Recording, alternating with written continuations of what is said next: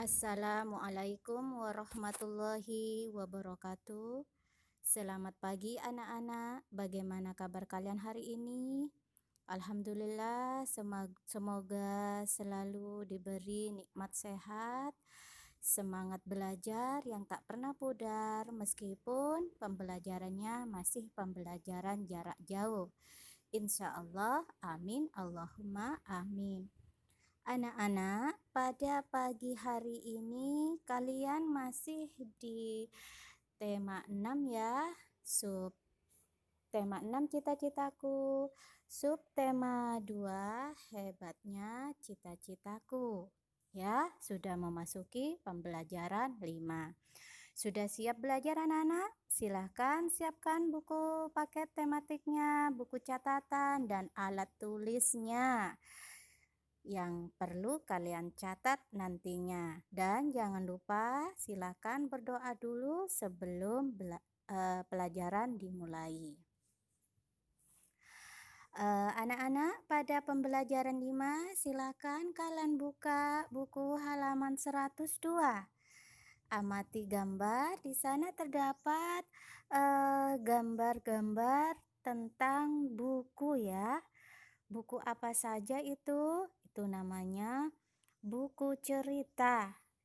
Ya, macam-macam buku cerita untuk anak-anak. Tahukah kalian anak-anak, pernahkah kalian melihat buku-buku di atas pada halaman 102? Apakah buku cerita kesukaan kalian? Buku-buku cerita tersebut adalah beberapa karya penulis cerita anak Indonesia ya, yang bernama Clara Eng. Beliau telah menulis berbagai macam buku cerita anak yang sangat menarik. Tahukah kalian tentang penulis-penulis cerita anak lainnya? Nah, anak-anak, penulis cerita anak itu mempunyai peran yang sangat penting bagi pendidikan anak-anak. Nah, di sini adalah beberapa peran mereka selaku penulis cerita anak. Apa saja peran penulis anak? Yang pertama, berperan untuk melestarikan budaya bangsa, ya. Yang kedua, membantu anak senang membaca. Yang ketiga, membantu anak mengenal sekitar dengan cara yang menyenangkan dan juga memperkenalkan negara dan bangsa dan semua keunikannya. Tahukah kalian peran lain seorang penulis cerita anak yang kalian ketahui? Apa manfaat membaca buku cerita anak untuk kalian? Apa kira-kira manfaatnya? Iya, otomatis dengan membaca buku cerita anak, kalian itu akan mendapat informasi ya, informasi, pengetahuan dari buku yang kalian baca tentunya.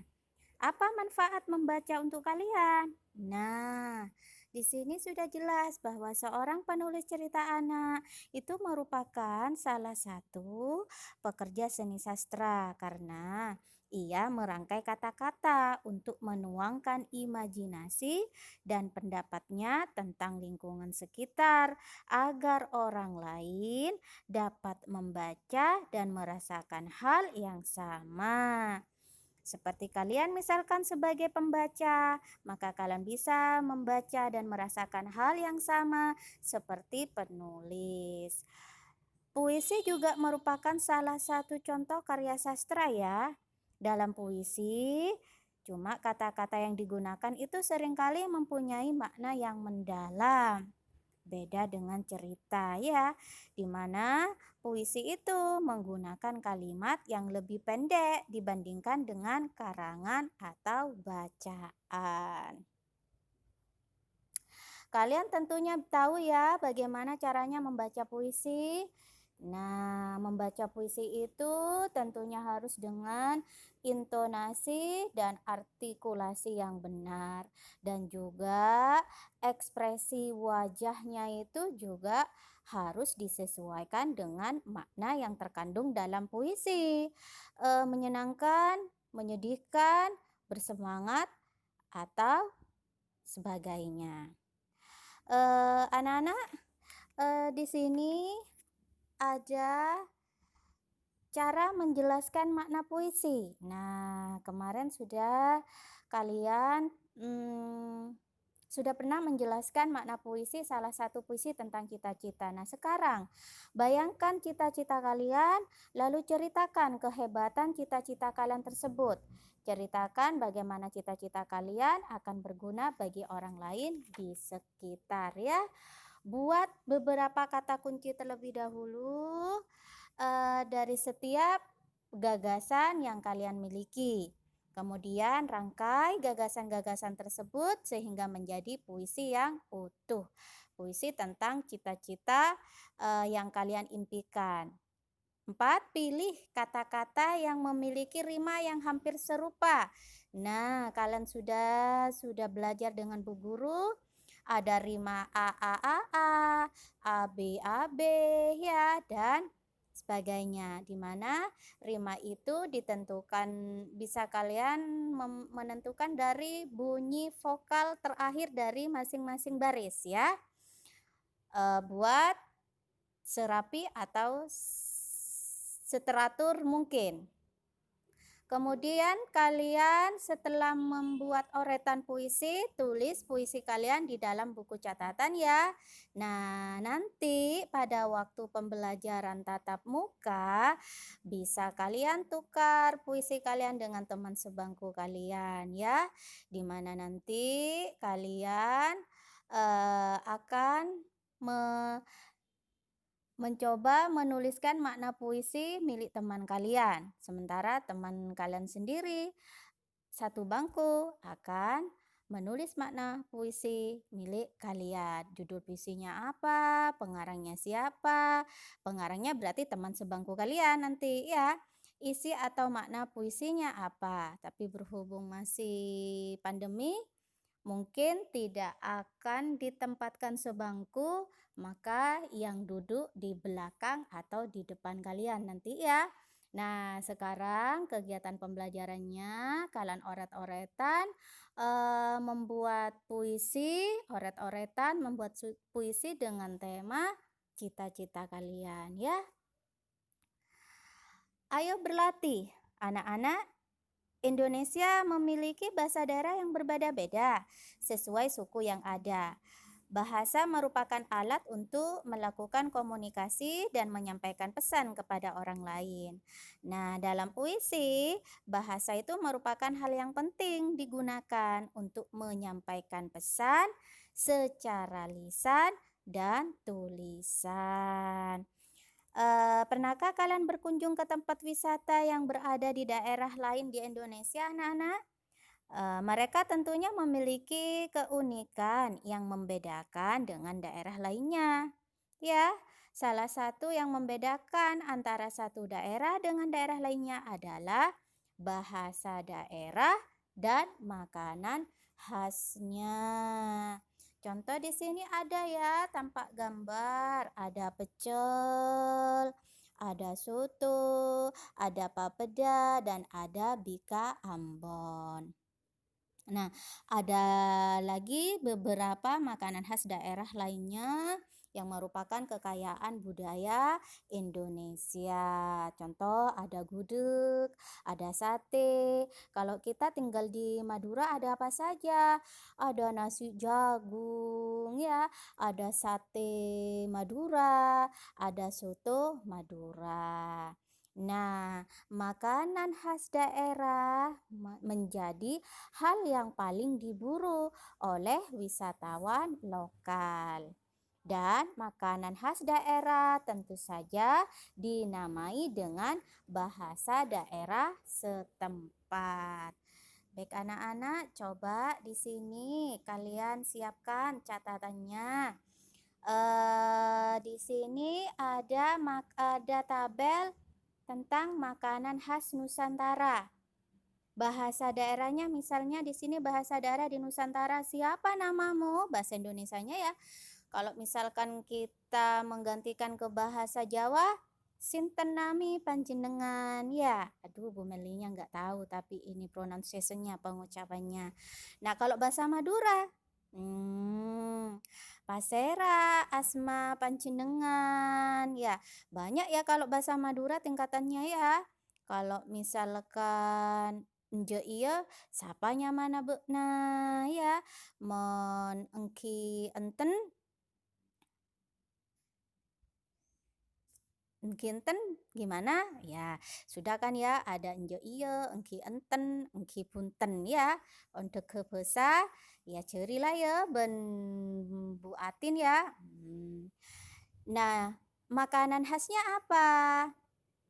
Kalau misalkan kalian di sini mau memberi contoh gudeg, makanan khas gudeg asalnya Yogyakarta. Keunikannya apa?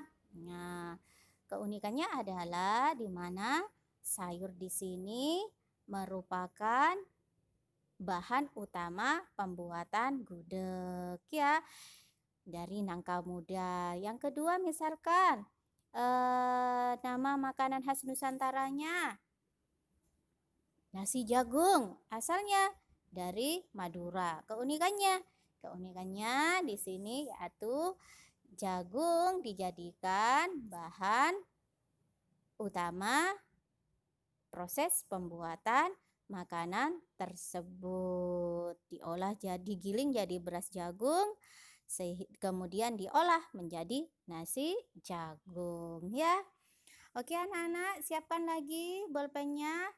Apa manfaat mengetahui berbagai bahasa daerah dan makanan khas bagiku?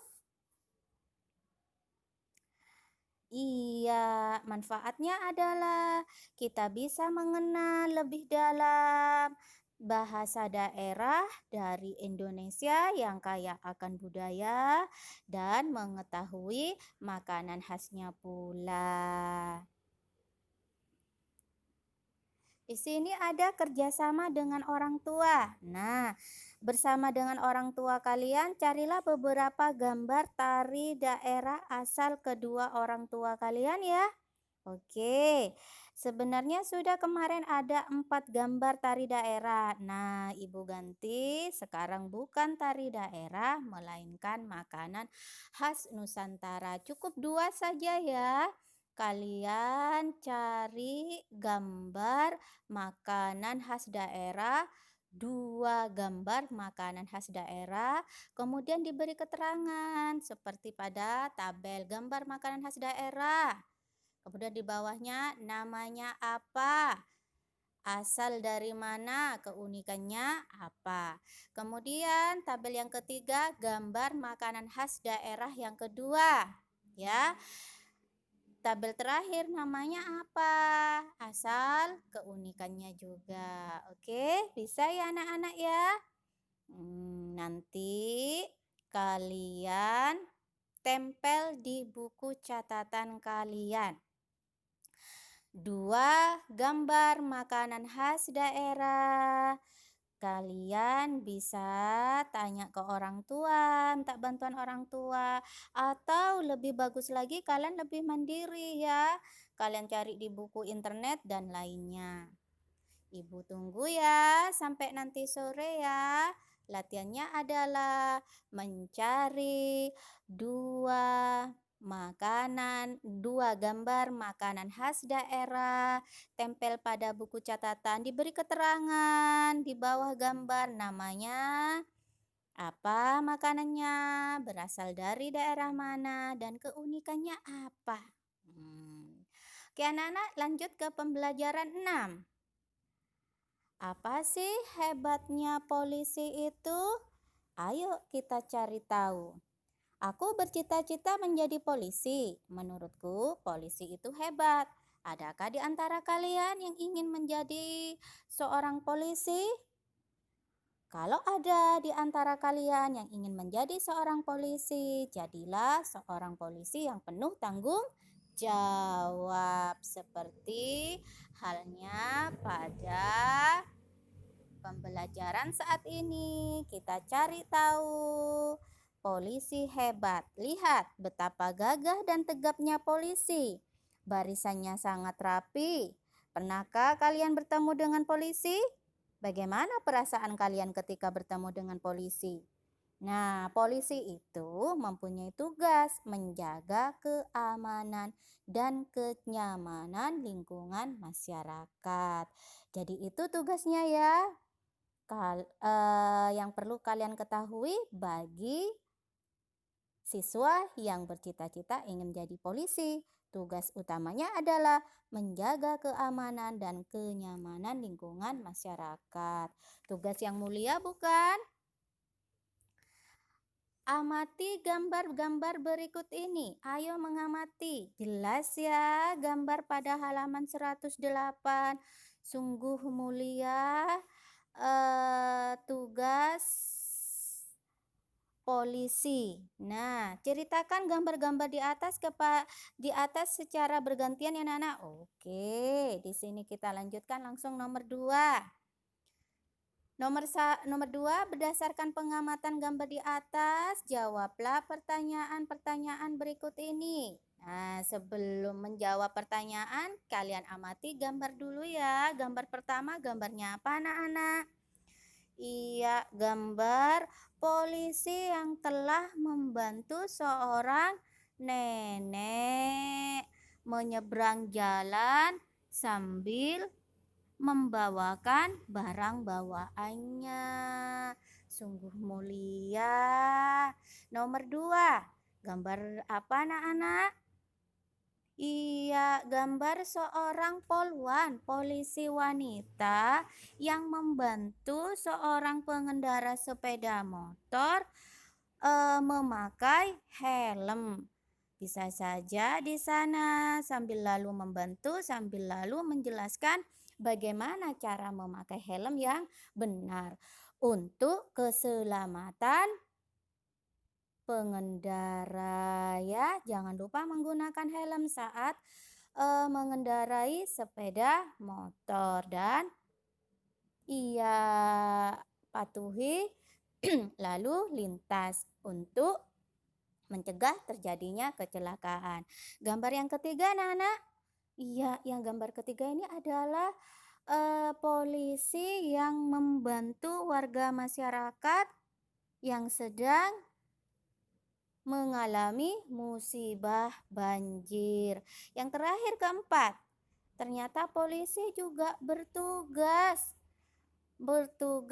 dalam pengamanan lebaran. Jadi ada posko-posko di mana di situ posko-posko tersebut ada pos pengamanan lebaran yang dijaga oleh bapak-bapak polisi sesuai dengan tugasnya, yaitu menjaga keamanan dan kenyamanan warga masyarakat. Karena kalau lebaran pasti banyak yang pulang kampung, ada arus mudik dan juga nantinya ada arus balik ya. Tapi lebaran kemarin karena kita negara Indonesia mengalami musibah, yaitu mendapatkan